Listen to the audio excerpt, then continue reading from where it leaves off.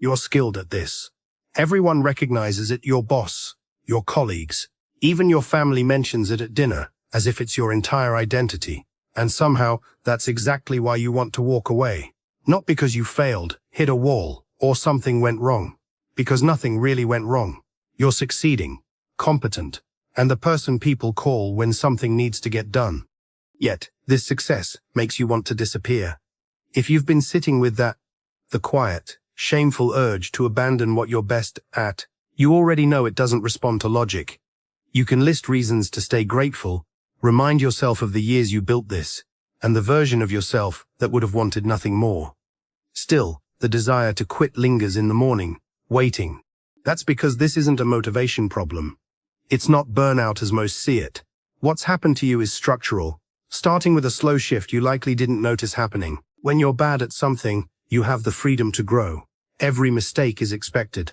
Every stumble is acceptable. You're a beginner, and beginners get grace. The unspoken permission to be unfinished. When you become skilled at something, that grace disappears. The expectations increase. The room for error shrinks. And you notice that shift before you can fully identify it. It manifests as a low-level dread before starting work. A sense of emptiness when you finish something well. A strange, disorienting lack of satisfaction in moments that should feel like wins.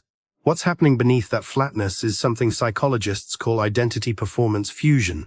The moment when who you are and what you do merge into one. This isn't a metaphor. It's a measurable cognitive change. You're no longer just someone who writes well. You are a writer. You're no longer someone who manages teams effectively. You are the manager. The skill transforms from something you have to something you are. When that occurs, every performance becomes an existential question. A bad day isn't, I didn't do my best today. It's, I am less than I thought I was. A piece that doesn't succeed isn't a miss.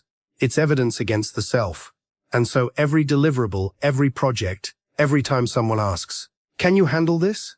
You're not just doing the work, you're defending your identity. You are on trial every time, and the verdict is always pending. That is exhausting in a way that a vacation cannot fix. Because the threat isn't the workload. The threat is what the workload now signifies. Let's be precise about what competence really impacts your life. When you're skilled at something, you get more of it. This may seem like a reward, but it also starts a process of imbalance. You take on more responsibility, gain more visibility, and depend increasingly on others. More of your time is devoted to the skill you're good at regardless of whether it still interests you, challenges you, or matters to you. Eventually, you realize, this skill I've built has taken over. It's no longer just something I do, it's what I become for. The process is subtle and social. You once managed a conflict in the friend group, and now it's yours. Not because anyone told you to, but because you were capable, and the easiest route involves capable people. Difficult clients are assigned to you. Complex projects land on your desk. New hires shadow you. Nobody asks if you want it. It just makes sense. You're skilled, so why wouldn't they assign it to you? You become essential. And essential tasks don't get to be moved. The hardest part is that you can't complain. You're not struggling or failing. You're succeeding. So any discomfort feels like shame. What do I even have to be upset about? That phrase has kept more people stuck than nearly anything else. It turns a systemic problem into a personal flaw. It makes you responsible for tolerating a system that was never meant to prioritize your well-being. Here's what that sentence really says. I am not allowed to have an inside. This is where the trap closes. When you're good at something and want to quit, you don't get sympathy. You get confusion. But because of your skill, you might also face mild resentment. People often say, I wish I had your problems, while giving a look that suggests, this isn't a real problem, and you should be thankful. So you stop talking about it. You keep showing up, performing competently, and consistently enough that even those close to you don't realize anything is wrong. Over time, you can lose sight of yourself. This kind of loneliness isn't about being unseen. It's about being seen for the wrong reasons, judged solely by your output, not your inner self. Being so reliably functional that your struggles become invisible, even to you. While maintaining this image, the expectations, and the confidence others place in you, the work itself begins to shift. It stops feeling neutral, becoming the very thing that traps you. The thing people use to define you without permission, swallowing your schedule, your identity, and your options. Your brain, doing what brains naturally do, begins to associate that activity with threat, not boredom or fatigue, but threat. The nervous system doesn't clearly distinguish between types of stress. The constant social pressure of high expectations, of being relied on, of performing at a top level without proper recovery, impacts the body just like danger does. The threat response activates. The system prepares itself. Then you sit down to work. The brain, which now associates this activity with threat, sends a subtle signal. Not loud, but steady resistance. The kind that makes you feel like you're moving through concrete every time you open a file, pick up an instrument, or walk into a room. It's not laziness. It's conditioning. Your brain learned, through repetition, that this activity costs you something real, your sense of self, your autonomy, your right to have an off day, and it's now trying to protect you from that loss. The cruel irony. The better you are, the stronger the conditioning becomes. Higher stakes produce a more intense and persistent threat signal. A stronger threat signal leads to deeper aversion. The skill creates the conditions, and those conditions teach your brain to fear the skill. Most people reach this point without understanding what happened. From the outside, and even from the inside, it appears to be ingratitude. It looks like instability. It seems like a flaw in the person, rather than the result of a system that extracts labor without consent. It is not a flaw, but it won't fix itself through discipline, gratitude, or working harder. It requires understanding what truly broke. Here's what makes this particular trap especially brutal. Quitting, or even thinking about it, doesn't just feel like a career decision. It feels like losing a part of your identity. If you've shaped your self-image around what you're good at, if your sense of self, your relationships, and your daily routine all revolve around this skill, then walking away isn't just stopping an activity. It's abandoning yourself.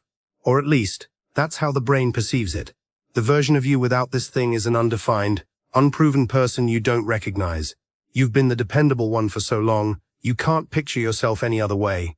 The writer who doesn't write, the fixer who doesn't fix, the go-to person who is no longer available. What even is that? The ego resists because its job is to keep things the same, to maintain continuity, familiarity, and recognition. Starting over, or even stepping back, breaks all three. So you stay stuck, perform, and keep up appearances. The desire to quit goes underground, showing up as irritability, numbness, fantasies about radically different lives in different cities, doing things your current self would never consider. That fantasy isn't a weakness. It's your psyche knocking on a door you've been pretending isn't there. Here's the key idea. It's not a list of habits but a shift in perspective. The issue was never the skill itself. It's that your identity and the skill became intertwined. The skill created a sense of obligation that built up without your permission, making the whole structure feel like a sentence rather than a choice. Undoing that requires more than discipline. It requires mourning. There was a version of this work before expectations hardened, reliance deepened, and anyone depended on you, meaning something to you. That version had texture, feeling, and an internal logic that was yours. It was where the skill started, in a quiet space, because you wanted to, because it was interesting, because it sparked something. That version is gone. And until you accept that as the real loss, you'll keep cycling, staying because leaving feels like dying, hating staying because nothing changes, and telling yourself the feeling will pass.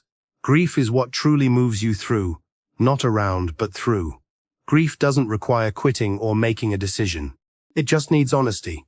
Something that was mine got taken over, and I haven't been allowed to say that aloud until now. Say it out loud. After grief, sometimes alongside it 3 things change.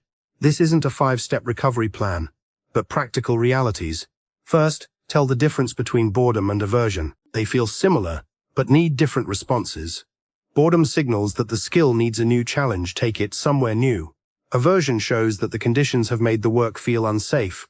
The problem isn't the work but the environment. Getting this right makes the difference between quitting what you love and changing the conditions to keep it. Second, reclaim a bit of choice. The deepest damage is feeling that everything is involuntary. The expectations, reliance, and identity.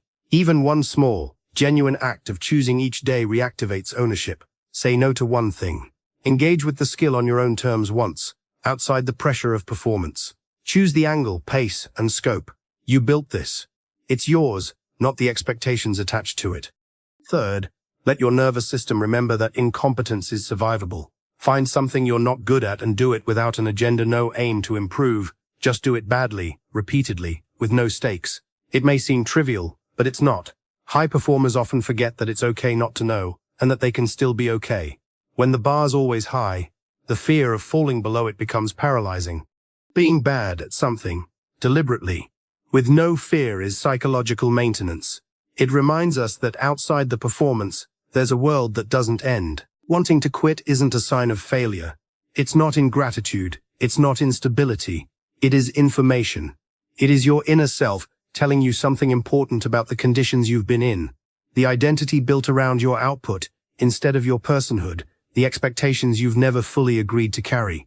Those who never feel this often haven't cared enough to notice. You have to invest deeply to reach this kind of exhaustion. Apathy doesn't lead to burnout. Passion does. Investment does. The part of you that created something real. That's what's worn out right now. This isn't a sign that you're broken. It's a sign that something genuine is within, buried beneath performance and others' plans for your talent. The question isn't whether to quit. It's, what does this need to become for it to be worth it again?